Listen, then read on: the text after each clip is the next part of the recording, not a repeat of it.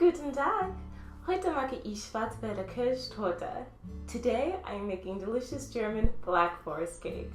Packed with layers of delicious chocolate cake, whipped cream, and fresh cherries. It's going to be so good and so simple to make. And I'll show you just how I make it. So, let's get started.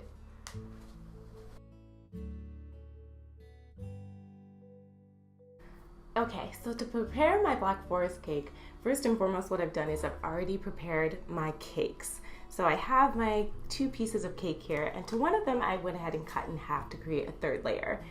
And then what I did is I took my fresh cherries and I made a very simple cherry compote, adding a little bit of water, a little bit of sugar, and just a tad bit of cornstarch to thicken it up just a little. Now this is what I'm going to use first and foremost to coat my cakes, with a little bit of the cherry juice. So it's a replacement for using the kirsch, which is traditionally used, but this is going to be a non-alcoholic version. So I'm just going to take it and coat it nicely on my first layer, just like that. Looks so good. And since it's a chocolate sponge cake, it's really going to absorb the liquid nicely, so it's going to be a really nice moist cake. So next what I'm going to do is actually going to take some of my cherries and place them right on top of the cake. So I have a spoon here and I'm just going to layer it right on top. So I started out with about 2.5 cups of fresh cherries, and then they cooked down considerably.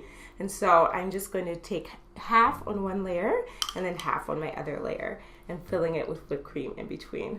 So good. And I love this cake because it really is so beautiful and so minimal in terms of effort. All you really need is the cherries and the whipped cream and a chocolate cake, and you have such a beautiful, delicious Black Forest cake. Great, that looks good already. So now what I'm going to do is I'm going to take my whipped cream. So I whipped some cream, and then I added about 1/3 of a cup of powdered sugar in while I was whipping it. So I don't want it to be too sweet, but I'm going to take just a little bit and spread it right on top of the cherries, just like that. Right in the middle, because it's going to mash down some when I place the 2nd layer on top, so I'm not too worried about that. Just like that.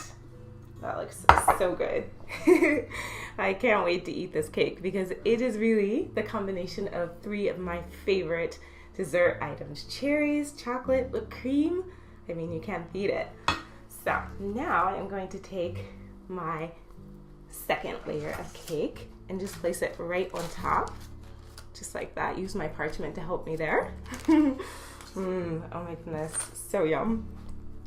Now I'm just gonna press it down just a little bit, and underneath my cake pan, what I've done is I placed a few pieces of parchment. So this is gonna make it really easy when I finish frosting the whole cake, so that if anything drips down, I can quickly remove it and it doesn't look too messy on the final presentation.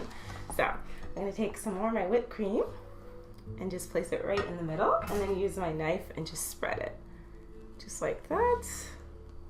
And it doesn't have to be perfect, but essentially just spreading a nice even layer of cream. That looks so good. And then I'm going to take some more of my cherries and just place them all on top. Oh, beautiful. Looks so good. And the cherry juice. Beautiful. So I'm just gonna liberally, it's gonna be a nice thick layer of cherries. When I eat Black Forest cake, I really love to taste all of the main ingredients. So the fresh cherries is really important to me, but even if you don't have fresh cherries, there's so many great jarred options or canned options that taste really good too. So beautiful. Now it's time to add on my last and final layer. So I'm gonna take it and then just gently place it right on top, pressing down just a little bit. So good. Now I'm going to take the rest of my whipped cream and just pile it right on, because I'm going to pile it on the center and then I'm going to work my way around the cake. And I am going to just use it to gently ice the cake, right? It's not like a normal icing. Since it's whipped cream, it's going to be pretty light. And I really love the presentation of seeing the cherries and everything dripping down. So I think it's going to be beautiful. So good. Okay, so now I'm just going to take the whipped cream and gently move it over the sides. So working from left to right and all around the cake, just like that. Beautiful. It's like a cloud of whipped cream. Beautiful. So good. All right, so I'm just gonna keep on working it gently around the cake until it's nice and evenly coated on my sides. So I'm just bringing the whipped cream down from the top and then coating it on the sides, just like that. Bring it down from the top and then just gently coat it. And on my cake, I even have some cherries sticking out, and I really like that in terms of presentation. So I'm not gonna get too crazy about making it perfectly neat on the sides, because I really want my friends and my family to see what's inside this delicious cake.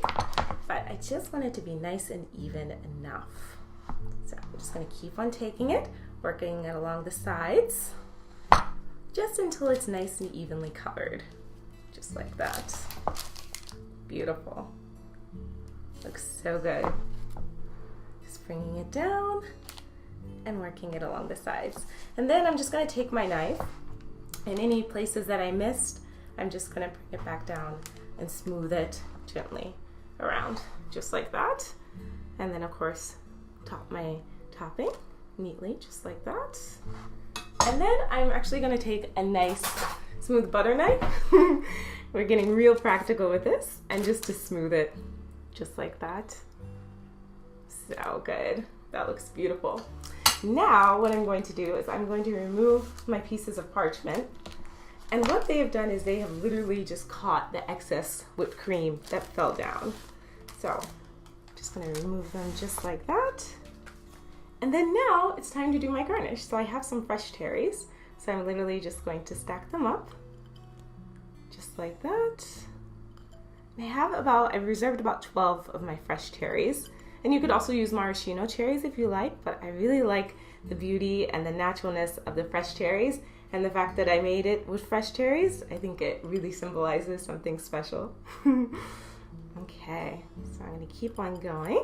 Got a few more here. Ooh, that's like a double cherry there. All right, looks beautiful. Now it's time for the chocolate part. So for my chocolate part, what I'm going to do is I have some chocolate chips. So I know traditionally it's made with chocolate shavings, but I have some mini chocolate chips. I'm gonna place them right on top, right in the middle. It looks so beautiful, and it's such a simple way to add the chocolate touch with very minimal effort. We're keeping it really simple here today. And I'm just gonna liberally just sprinkle them right in the middle so that every piece gets some of the delicious chocolatey chip. And it adds just a really nice textural component. You have all these smooth flavors and then the tender cherries, but then to have a nice little crunchy bite of chocolate, so good. And then there we have it, our delicious homemade Black Forest cake. So good. So thank you so much for checking out this video on how to make Black Forest cake. I hope that you love it, and I hope that you give it a try for yourself in your home kitchen. And until the next video, I can't wait to see you next time. See ya.